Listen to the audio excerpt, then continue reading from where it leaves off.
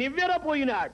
రావణునితో మాట్లాడుతున్నాడు. ఇదే హనుమత్ సందేశం. ఆలోచిస్తే అహం సుగ్రీవ సందేశాత్ ఇహ ప్రాప్త తవాలయం రాక్షసేంద్ర హరీశః త్వాం భ్రాతా కుశలమబ్రవీత్.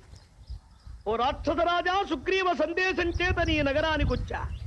ప్రహస్తుడి చేత అడిగించాడు రావణుడు, ఈ జాతి ఏమిటి, ఎందుకు వేషం వేశావు, అభేద్యమైన మా లంకాపట్టణానికి ఎందుకు వచ్చావు, వచ్చిన వాడి అశోకవనం ఎందుకు పాడు చేశావు, మా రాక్షస పరివారాలను ఎందుకు చంపావు, ఇన్ని అభియోగాలు ఇచ్చి అడిగాడు. తప్పమన్నాడు. నిజం చెప్పకపోతే బ్రతుకుండదు, నిజం చెబితే మా రాజు దయాశాలి వదిలేస్తాడు. హక్కున నవ్వాడు హనుమంతు. ఈ రాజుకు కూడా దయ ఉంది. నవ్వొచ్చింది ఆయనకి. ఆ రాజా, ఈ ప్రహస్తుడెవడు, నేను చెప్పడానికి నీకే చెబుతా వినమన్నాడు. ఒక రాజకార్యంతో వచ్చా. కేనచిత్ రాజకార్యం